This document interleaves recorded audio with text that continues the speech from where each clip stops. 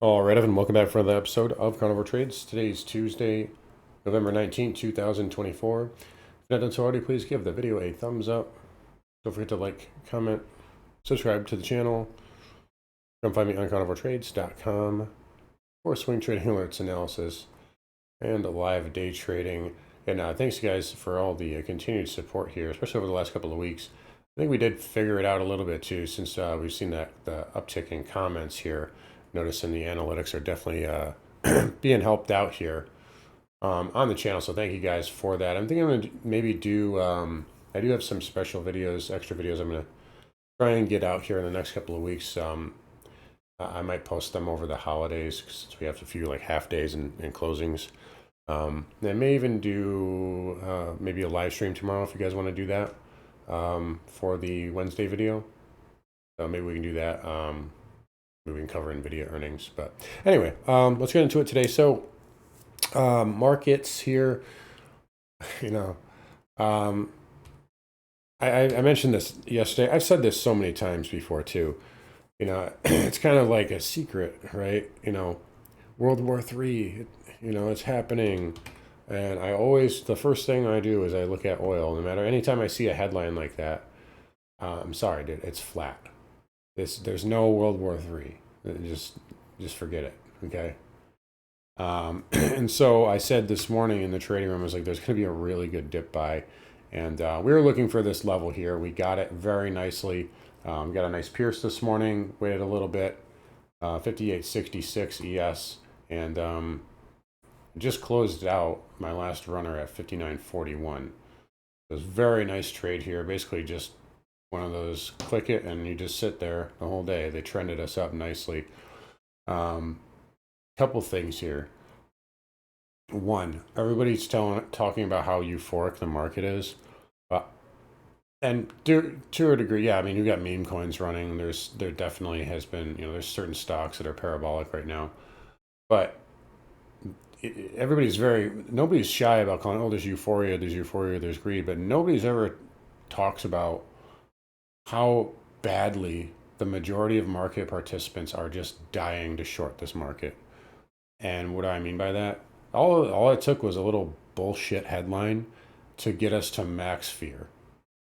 Like we just squeezed 100 points just like that. That doesn't happen unless people are piled into puts. So there's two sides to that. And it's interesting. I think, you know, if NVIDIA maybe it's a little different now because we just rallied off the lows and NVIDIA was leading. But you got to think, NVIDIA last time they reported, I can't remember where that was. Yeah, it was right here. They crushed it, right? And they went down anyway. And I'm sure a lot of people bought puts into this and then it, you know, squeezed back up. I think, you know, we're probably going to see something like that again if this stock performs poorly after earnings. I'm not saying their numbers won't beat. I'm sure they will. They always do. But if the stock is just, you know, had too much and it comes back in, I just see people dying to short this market. Everybody wants this to fail. You know, I always find that funny too. You think getting into this business, you'd think like we'd be all excited about bull markets because that's where all the effing money is made. But apparently everybody hates them. I think it's just, I don't know. I like making money, so anyway, I digress here. Let's just talk about the market here. So ES, actually, let's go back to SPX. Tomorrow, so believe it or not, I'm not really that bullish here off of this move. I don't think that this is a pivot that's going to take us up. I could be wrong about that. Again, NVIDIA earnings, hey, maybe they blow up. But I'll tell you what, right now, there's a big wall at 150 and a big wall at 155 for Friday. So there's a lot of call resistance up there. So they're going to need to really knock it out of the park to get through that. If they do, well, then yeah, we are going to go up big time. But I don't really think that's going to happen. I don't think we've done enough time consolidation. I don't really care about price. I care more about time here. So I could see a little bit of mini reverse strong, maybe even a gap up and a little mini gap and crap. I definitely wouldn't rule that out. I think kind of like intraday, I got that feel as we were near the highs, that like everybody was like, oh, this is, you know, bears are screwed, and you know, we're going back to the highs now. And I think that'll be the case in due time, but pretty quick. Pretty quick here, the fact that we got as stretched as we did. Anyway, another thing too, if we look at NQ, we're into my master level, and it's definitely lived up to it, right? So pivot, I said yesterday, if we get above that, then it's an official bear trap. And you know, we backed right off of there. So I wouldn't be surprised that now if we get up at, you know, above it tomorrow, well, and there you go. But but I wouldn't be surprised to see some backing and filling off of this. ES as well, you can see went right into kind of like this pivot here as well, and didn't even quite get there.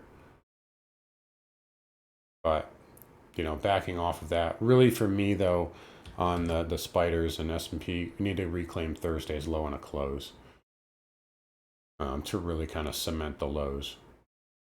But yeah, overall, I think markets here are going to be doing some more grind, some chop, some turbulence here. Like I said previously, over the last couple of weeks, or over you know, last week, I said we could see some of that. But I'm not seeing anything terrible. I could even see another leg down. I just don't think it's going to be anywhere as big as some people are calling for. That's all. IWM, really nice play today. I had some members buying this too. Technically a textbook drop in pop pattern on the RTY. I mean, you really can't draw it up any better, right? You know, gap right into, and by the way, this morning, my algo and my scanner was on fire. Regional banks, Russell, a lot of financials. I think we had XLC, and then we had sell signals on VIXI and a buy signal on SVXY. But some people played their Russell here. And I mean, textbook, right? Back test of the breakout, first hit, 20 moving average, first hit from an extended move. Usually gets defended, 618. I mean, just hit the trifecta. There was also a lot of ODT EGAX on IWM at 225, so we knew that that was a support area. And it did get there pre-market. But yeah, nice bounce for the Russell. I would say right now, looking at RTY, this could be something that maybe doesn't mean revert tomorrow because of that nice tail. But yeah, I could see this easily getting back to 2370. It's a 50% retrace. Even if we mean revert tomorrow, I mean, it could still catch its footing and then bounce back up later. But nice move there for the Russell. Dow back below that pivot, so the Dow is weaker, but it is into the 20 and it's holding. SMH, again, leading to the upside at 1%. And look at, even with the gap down, again, it's always pay attention to semis. Spiders gapping way down, semis flat. That's bullish. That did lead to a recovery. And again, like I said yesterday, I would call this an effective 200 moving average hit. If you can get back above this gap in the trend line, you can leave some possible bears trapped down here. But I don't think it's going to be that easy. I don't like, and that's the other thing. I don't think they're going to make it that easy. That's why I'm not necessarily thinking we're just going to spring higher off of this level. IGV up 1 and 1.2. I still think it's not ready. It needs to do more. But nice pop though. Transport's down today, so this is a weak sector. And again, it's just very overbought. It needs to do more backing and filling. So it's down in an up tape. So transport's a little soft. And one thing I will say, it's not really, we're going to talk about this next anyway, but it's not really war related. It's related to war because bonds move on that. But one of the things I was going to say recently is, with the market pricing in all this inflation, putting a premium on that, you see the dollar coming back. I told you that that would likely happen. Yields coming in. It doesn't take much to bring in yields, right? And we're seeing the transports down, right? So it's like that growth story is unwinding, right? If the transports, they're like more of an economy indicator, they're coming in, yields are coming in. You know, it doesn't take much to surprise to the downside when everybody's expecting one thing, right? Like I said last week, we had retail sales, we had CPI, we had PPI, and yet the dollar could barely eke out gains at the end of the week, even though there was really good, you know, inflationary data. And that tells you that it's going to take more to move the needle. So just a little dynamic there with the transports backing off. That's kind of confirming what we're seeing on yields. And now you could make a case like, well, the war stuff is what did it. Well, then why was crude down and why was gold green and why was Bitcoin up? I don't think, I don't think gold, see, because remember last week they were telling me that, gold was going down because Bitcoin, people were selling their gold to buy Bitcoin. And I said, no, it's just negative dealer gamma that will roll off Friday. But anyway, nonetheless, here, yields down a little bit. Outside candle for the first time in a minute. But 2 years still has still got another higher low here on the daily. 5's a little outside candle. The 10s are interesting because the 10s are close to this trend line here. If we break back below that, that could flip the script here. So again, we don't really have data this week. Not a lot anyway. I think, well, we got PCE, don't we? Oh, no, that's next week, I think. Yeah. So we don't really have much data that move the charts. But if we did, it wouldn't take much to move yields back down, or the dollar, if you ask me. So just something to keep in mind there. Sorry, I know I'm getting off on a tangent. Again, XHB down 2 cents. It's not interesting to me at all. VNQ up 0.5%. Nothing's changed there. XLF. I think they're selling this in the dark pool. I think I mentioned that yesterday, but it's been pinned to 50 really tightly, and I think they're doing that for a reason. So I'm not really a big fan of fins here.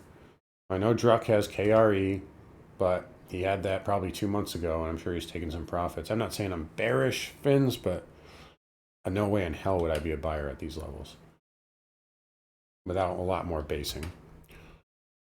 Broker dealers are fine, still parabolic. Again, oil up 22 cents. And again, just to go back to it one more time, this is what oil did when Russia invaded Ukraine. So this is what happened when World War III breaks. Come on, stop it. Just stop it. So don't listen to these clowns on TV. All right, $70, still resistance. XLE, fractionally lower. I wouldn't rule out a little bit more of a dip on that too. XOP and OIH, same thing. OIH is the weakest. CCJ, good, up 2.25, near all-time highs, no problems. URNM's a little bit weaker. There's definitely room for a lower high here, whereas CCJ is the stronger one, so the senior is better. URNJ looks okay, though. That's trying to get back above the 200-day. So definitely interesting here in the uranium space. Some of these smaller ones are still holding up. SMR is still just grinding higher. And a lot of news, a lot of talk there in that sector. Nat gas getting off the canvas, but still not through 3. So you do have the higher high and the higher low, but you gotta get and stay through $3. It's running out of time here, seasonality wise too. Dollar index, we're looking for a pullback to 105.70 and then 105.50 and 105. Doesn't have to be in a straight line. Gold, again, close out those GLD calls. Really nice gain, about 52%, I think, on our second position of that. I'm looking for at least a day or two of consolidation, and then I think we shoot up into the 2,700 area. So same thing with silver, maybe a 1-2 and then kind of up into the 32, 33 range. And then I think that's it for now. Platinum continuing up nicely, up 0.75%. Let's look for just above 1,000 there. And then palladium, nice recovery. Yeah, right in, you got moving averages and 50 and the 20 between 1050, 1060. It's hard. You didn't build any resistance on the way down. This is what palladium does. And yeah, 50% and then 1125, 618. So I have no interest in it right now, but nice bounce though. Copper here bouncing as well. Again, I still think it wants 425 for now. Bitcoin, new all-time high. Michael Saylor's playing the infinite money glitch, which I don't know how they just let him do that. I mean, shouldn't that be like illegal?